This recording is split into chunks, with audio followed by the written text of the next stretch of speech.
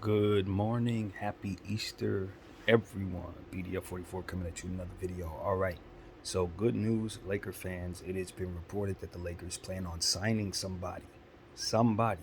Now, they didn't say what position, but what was said around that statement was that they were looking at centers. DeMarcus Cousins, uh, Tony, Tony Bradley, I believe his name's Tony Bradley. Uh, and a few other guys at that position. So hopefully that means the Lakers will bring them a backup center finally. We can get Mo Bamba his backup, um, which is important because he has injury issues, and we're really legitimately trying to win a championship. Even though, we've had opinions that don't lead to us believing that that's possible. It doesn't mean that we don't put ourselves in a position to have everything we need. And so that's what I think the Lakers are trying to do.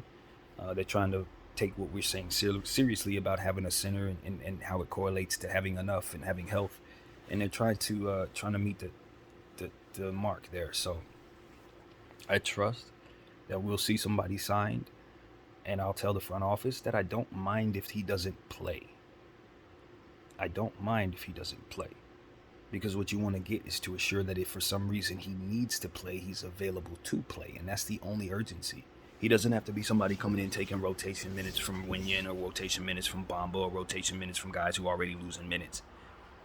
That isn't at all the urgency to bring the player in from my perspective. It's just in case if you have a multiple injury situation in your front court, you still leave LeBron James with enough to have at least the most basic stuff around him for him to do something special and lead a team. Give me my center, give me my point guards, give me my ball handlers, give me my wings. And whatever happens after that is on LeBron James. You know what I mean? And that's what I want my organization to do.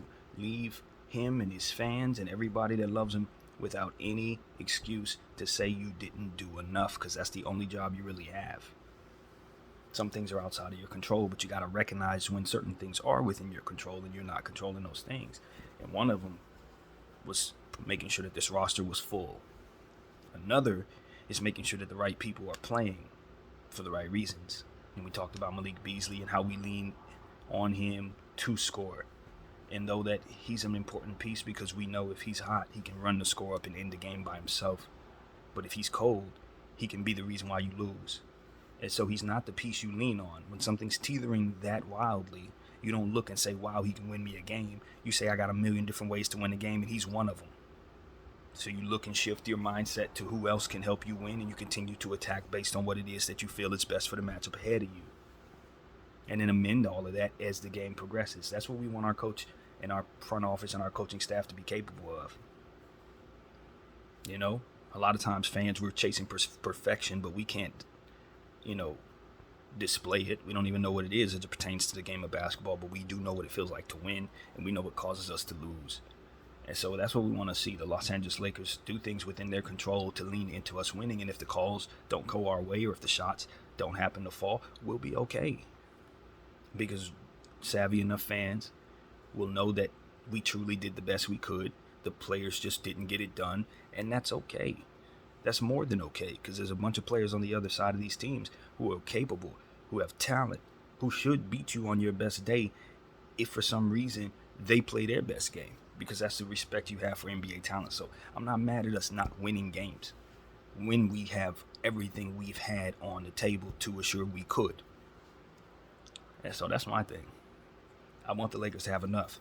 And I think with us picking up a center like Tristan Thompson or Tony Bradley or Boogie Cousins, it'll give us enough.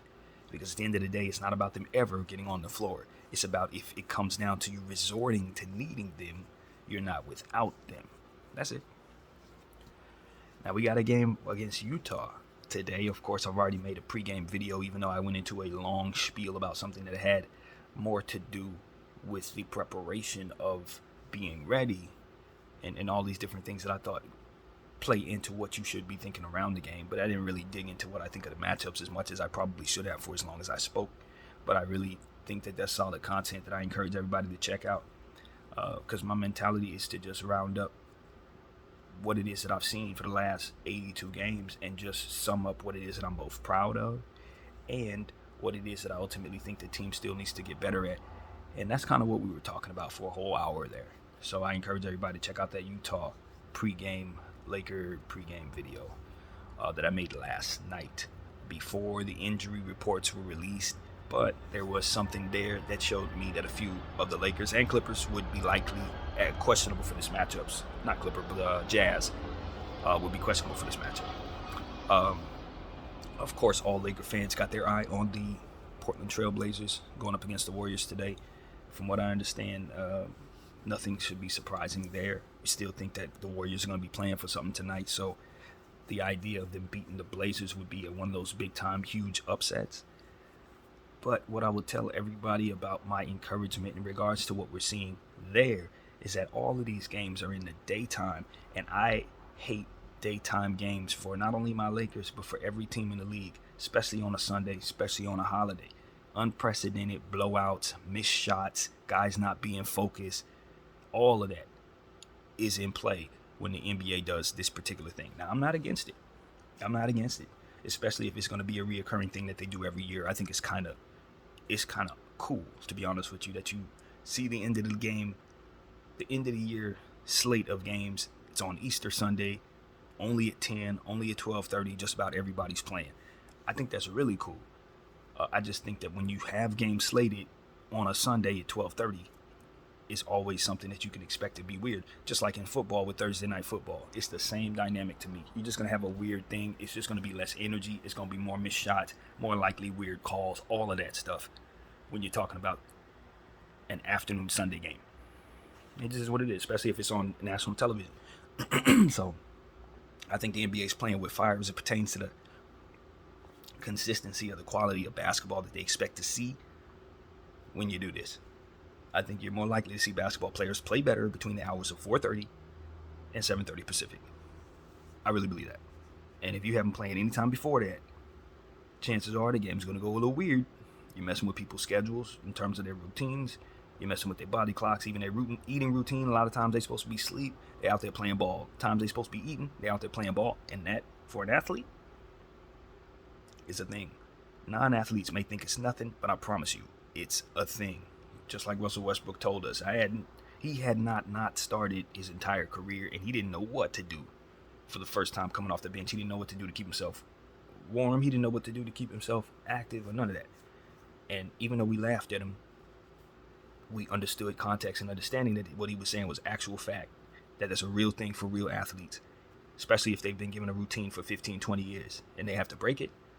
I just think the schedule makers and those who are in charge of a lot of that stuff may not necessarily understand that context, but are in control of things that affect that. And so that's what I think. I don't know this. This is just me talking, but I think that. I think some people are just assuming athletes are just going to be able to do stuff that probably doesn't go and coincide with what's best for the athlete. And so we just need athletes in control of what athletes do. Ex-athletes who are in control of what athletes do, who are not jealous of them, that kind of thing. People who love them today and want to see them succeed today. And that's just what it is, I think that there's reason to believe that aura of jealousy would just be there in general when you consider just the environment itself. Guys are making 20,000 times more money than their predecessors, and they're faster, stronger than their predecessors, considered better than their predecessors, but the era itself could be considered kind of funny in nature, so therefore the credibility of that may be in question. So it's just a lot of environment for people to not like each other, where otherwise it wouldn't even necessarily be that.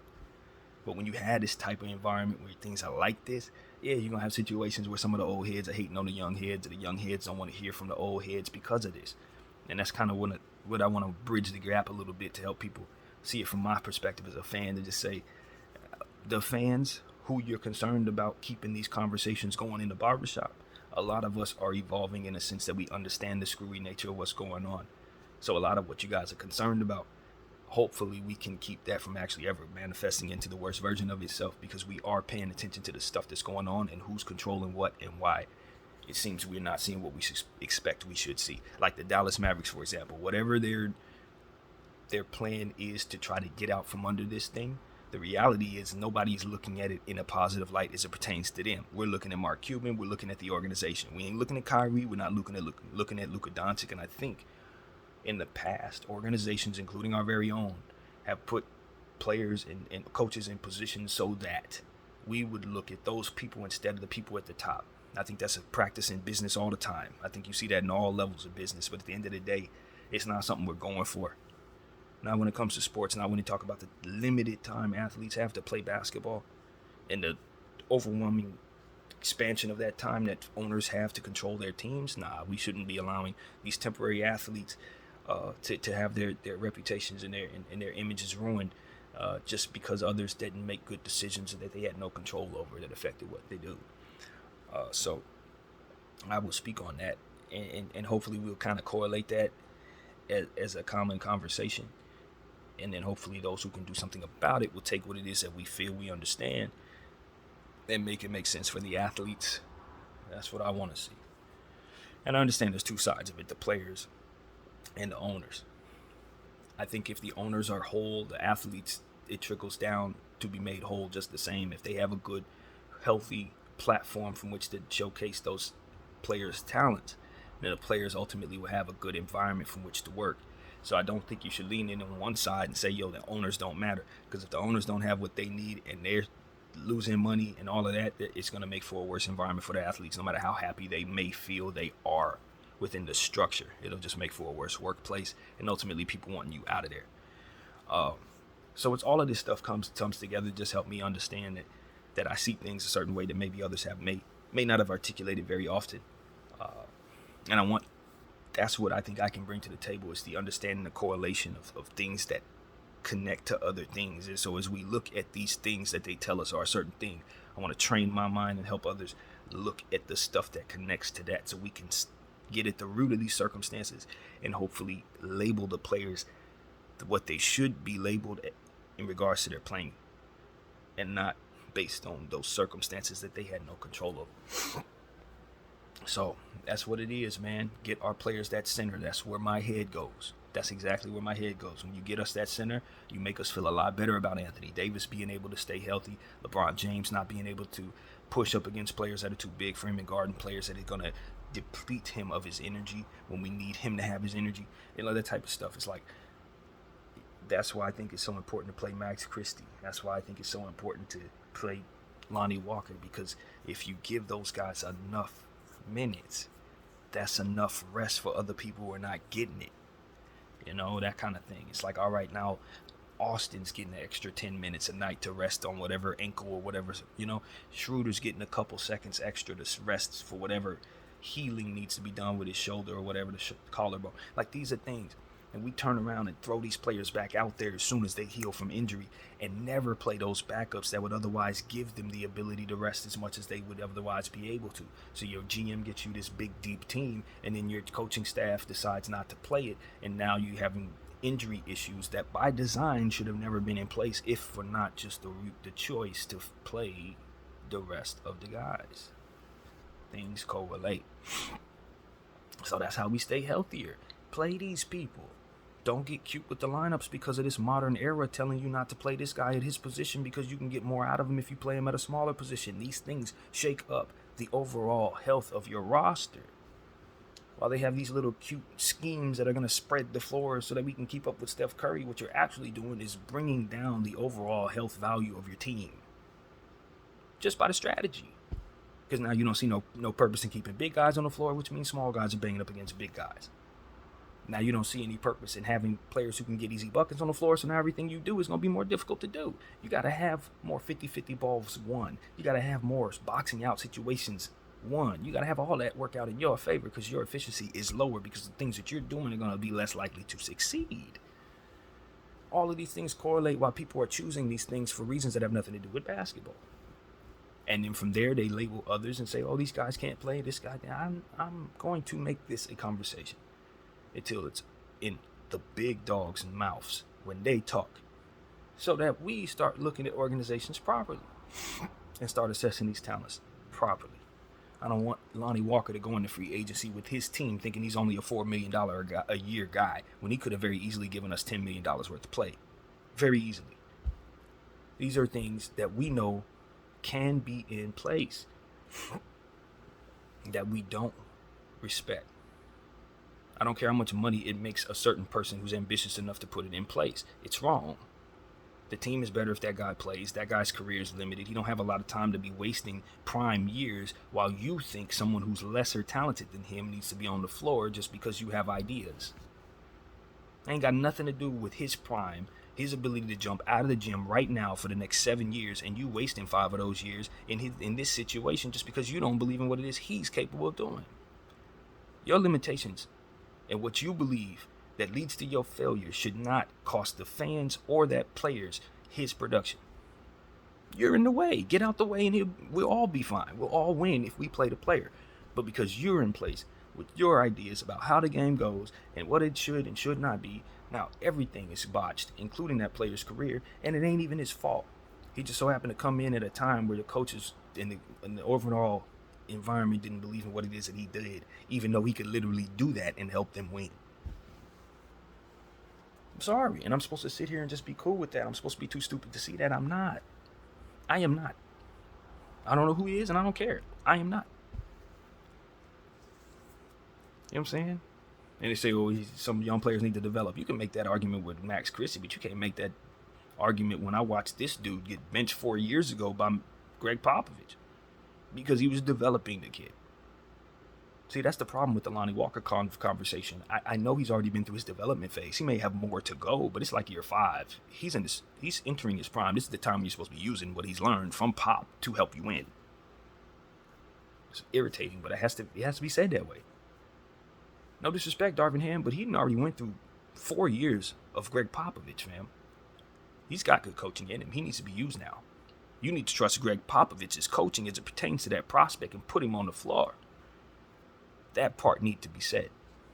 That needed to be said. While you playing Malik Beasley, who legitimately needs more development. Malik Beasley needs more development. For who he is and his size in this league, he needs to learn point guard skills. See, that's what the G League should be for, instead of showcasing guys like Scoot Henderson who could literally step on the floor and be all-stars today. Nah, that ain't what the G League should be for. That's what's going to make the G League money. That player needs to be on the Pacers. What needs to be happening is a guy like Malik Beasley, who's making $16 million, eating away at his team's cap, needs to be down there getting reps up, getting shots up, and learning the stuff that he doesn't know so he can be more effective on a basketball floor and not so much of a liability with his size. That's what development actually is about. Taking guys who are weak, overpaid in whatever way they're weak, and making them stronger with the process of development. And so as I look at players struggle on big teams and I look at G League players play like all-stars on G League teams, I just realize that somebody somewhere is doing things backwards on purpose. And it ain't helping the team, it ain't what it's about, and it's not going to evolve the sport. And it's going to trickle down to all these different other things that we are talking about here that we do not like. A guy like Sharif Cooper should not still be in the G League. Every night he's putting up big numbers in the G League. And half of these teams need a point guard. Half of these teams don't even pass right and don't want to pick up a player like that. Doesn't make any sense. But he's down there boosting the G League, making whatever G League team extra $1 million. Over it. Well, I got to sit up here and watch scrubs run around on my squad. Over it. And they tell us, we ain't enough. We got to hurry up and make a trade. No, you got to hurry up and use the players that you have, and you would have a 500 record before the damn trade. You put Scottie Pippen, Max Christie in regular rotational roles, and you would have been 500 if you got them to the highest level. But I'm not supposed to know that. I'm supposed to assume because coach said that they ain't playing that they are scrubbed.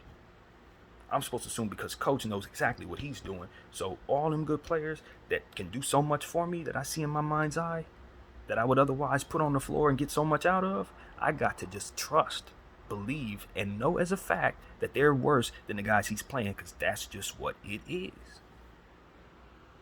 Even though it's literally not.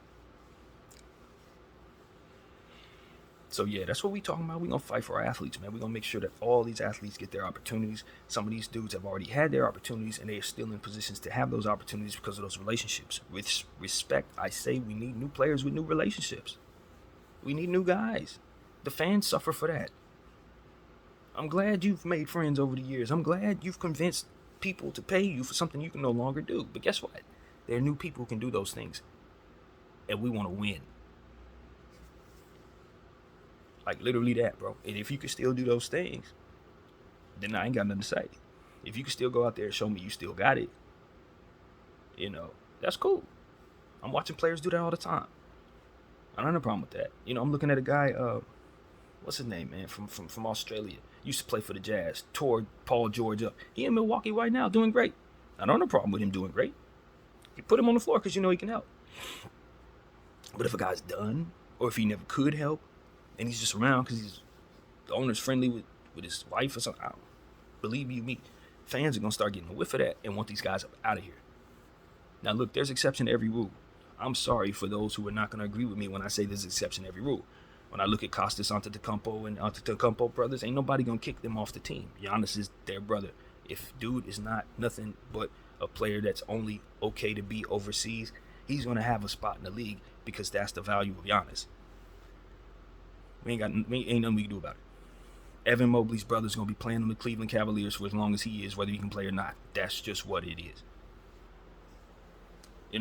But those exceptions should only come around once every blue moon for like one or two or three players. That's it. Giannis is one of them. Mobley, you think for Cleveland, will be one of them, but like that, it shouldn't be for everybody. You shouldn't have a team full of plumbers and lawyers just because you like the superstar is related to him. No, the team sucks because of it. The superstar is going to lose because of it. That's a piece that could potentially bloom into something massive if you just get lucky. Can't get lucky if you're sitting on lemons. And that's what I tell the Miami Heat in regards to Haslam. Collison over there in Seattle / OKC when he retired, all of that. While you had that guy and you guys were really happy with a really solid role player for 30 years, that could have been a pick that turned into Carmelo Anthony or a pick that turned into some type of player like that. Not to say that it would have, but you eliminate any chance of it doing that when you sit on these dudes for 30 years, role players can't play. And you call them mascots. Man, if you don't give that dude a consulting job, stop playing around. You don't need to have a roster spot. What are you doing? Type of stuff. Like, are people being extorted? Talk to me, because it literally translates to the team not having enough. Look at Luka Doncic having to deal with his center situation. How many times Powell gonna be his center? We say this every day. Boy can't play. We know he can't play. They need a center. They ain't got no interior presence. They gonna literally bow out of the playoffs because they don't have enough. You don't have enough because you keep letting plumbers play. Stop playing around with superstars. Limited careers. Get them plumbers off the team and bring in some real talent. Take some of them dudes in the G League that's going for triple doubles every night and put them on that man's team so he can have some damn teammates. That's all I'm saying. Am I wrong for that? I know I'm not. It's just somebody as a fan needed to be able to articulate this in this way without having their interest wrapped up in it. Oh, get me famous, give me my numbers. Oh, it's okay. We're kind of okay with this. LeBron James really is the greatest player of all time without any help whatsoever, or with help. It doesn't matter, because who cares about the record? Who cares about what led to what or why? Who cares about mistakes made? Who cares? Nike said he's the best. ESPN said he's the best. And that's what it is.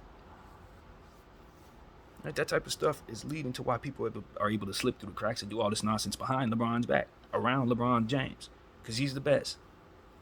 So if he believes he's the best, then he can just do whatever. He don't have to look at the details of causing him to lose. He ain't got to look behind the curtain to see what the hell's going on or why this is going on. He don't have to question whether or not people are actually souping him up to be the best, because they taught him he was the best, and you don't have to question what even the best is about. The first thing somebody gonna tell me I'm the best, I'm all right, I got to beat the field. As soon as you label me the very best, that means I have to be quality enough to defeat anybody that would otherwise come against me. You know what all that requires in order for me to live up to that? You're gonna have to stay on top of your toes to even do that. You know what I'm saying? But a lot of people just run around saying, oh, I'm this, I'm that, I'm this, I'm that, because I was born and therefore I won the sperm war, so I guess I'm the king. No, dude, you have to keep up with certain things. You got to be on top of the field as it changes. You got to be able to morph into whatever will dominate the field if you're going to stay at that level and be that guy. That's why I'm not letting LeBron James be the GOAT, because it ain't as simple as doing more than everybody else forever. That's what your body allowed you to do. If somebody else's body allowed them to do that, then they'd be that too. You got to show me that you can reach the pinnacle of understanding what a leader is and then winning games that others can't win. You got to be able to win the games they can't win if you want to be the very best. You can't sit up here and say, well, we can't win, so I guess we're just going to concede a loss. And in the culture we're in, we're comfortable with losing because you have to lose. And it's like, I don't tell that person who's telling me that they're the best, because if they have to go up against the best, they're going to get beaten. They're going to be mad at me for lying to them about who they are. You're not the best, LeBron. You'd have got destroyed by somebody who prepared better, bro. You would have been destroyed by somebody who understood how to manage clock better and pace better down the stretch of basketball games. You would have gotten beaten by them. They would have told you the best, and then those who put their money on you would have lost money, and they would have been mad at you because they would have said you the best and you cost me money. See, these are things that I know. The conversation don't end when I look in the mirror and say I'm the best. I had better meet every expectation that comes with that pinnacle, and if not, then I'm falling short, and people gonna hold me accountable. You shouldn't even want to be the best if you can't prove that. A 3-4 record, 4-6 record, whatever it is. In the finals, you telling me 6 people got NBA championships on this man? And every time it wasn't his fault.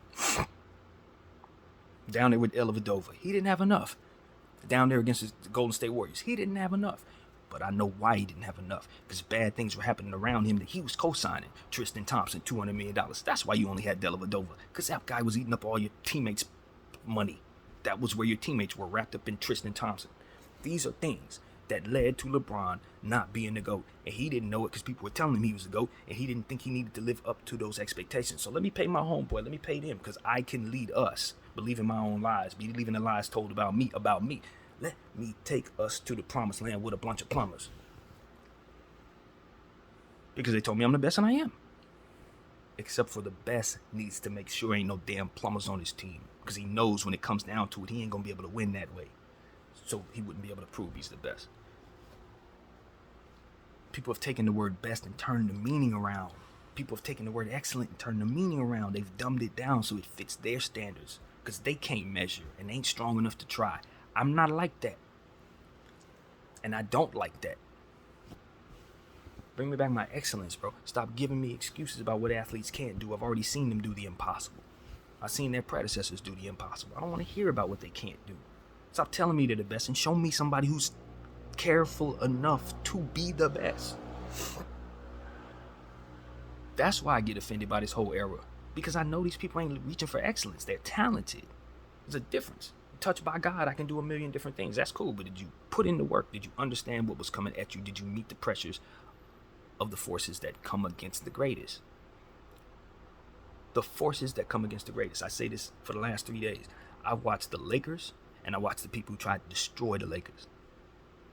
The great teams that we were, and the great teams that were coming at us trying to knock us off. You can learn from both, and I did.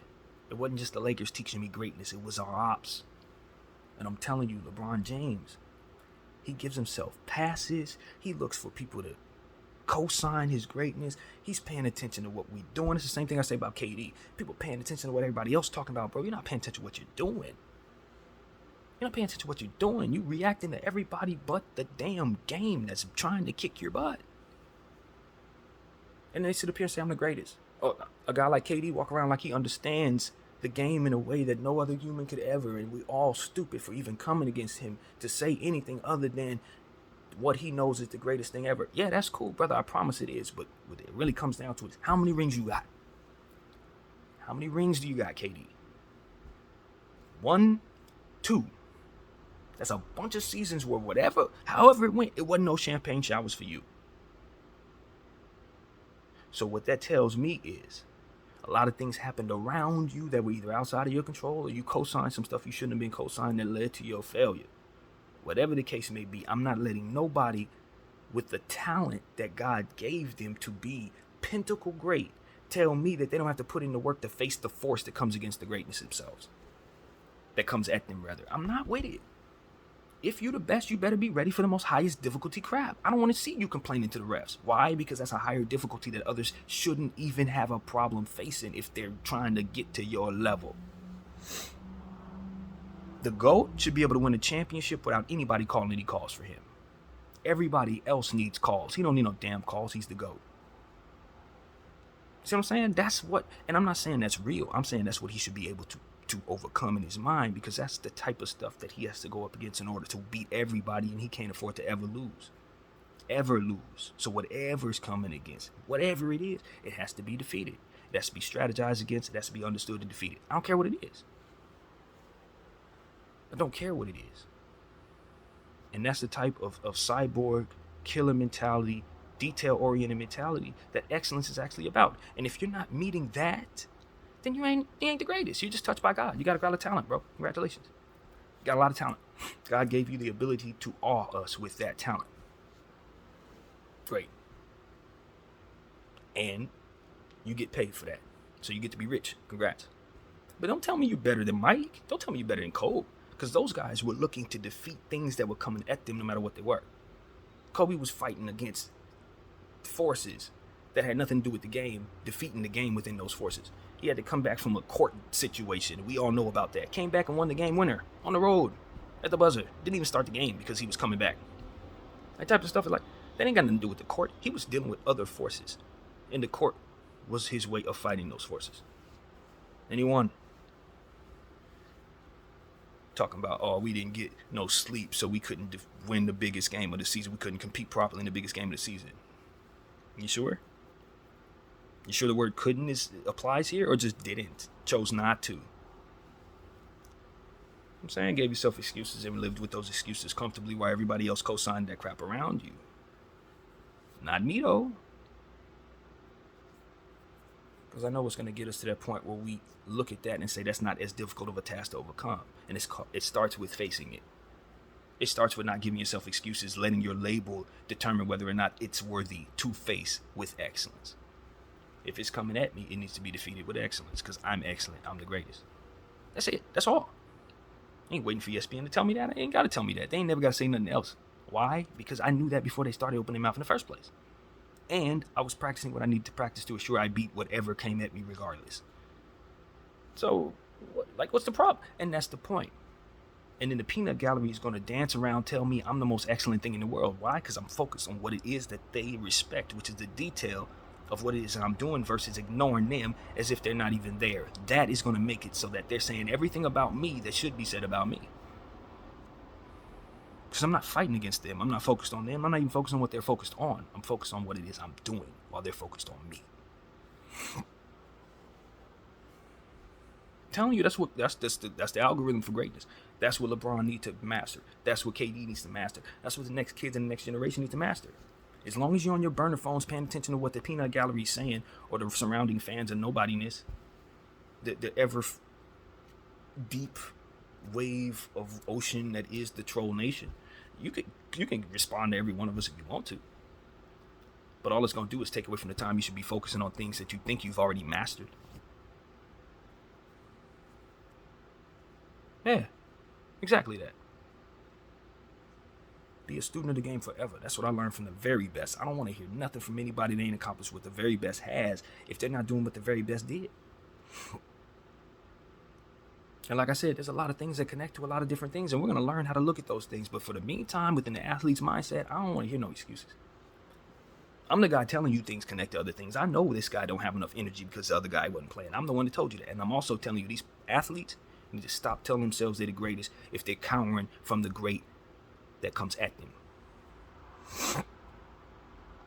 If you too scared to play against Nikola Jokic, Joel Embiid, do not call yourself the MVP.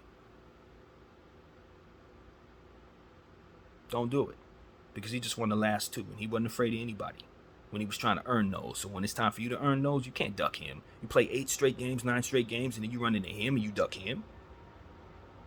And I'm supposed to be eager to give you the MVP? When that's the guy you're supposed to be displaying your MVP status against? To help prove, solidify, and put away any idea of you not being MVP, and that's the guy you decide not to go against. So I'm talking about, like, what? And people want me to go around calling him as good as Shaq, as good as Kareem. You ain't as good as them dudes. You were touched by God. You were able to derive from other people who could do things that the people they were studying couldn't do, so therefore you have better skills than them. That don't mean you ready to meet the challenges they were ready to meet. Obviously you're not, if you're ducking anything. Greatness isn't just about what you can do, it's about what you're willing to do. BDL 44, I thank you all for watching.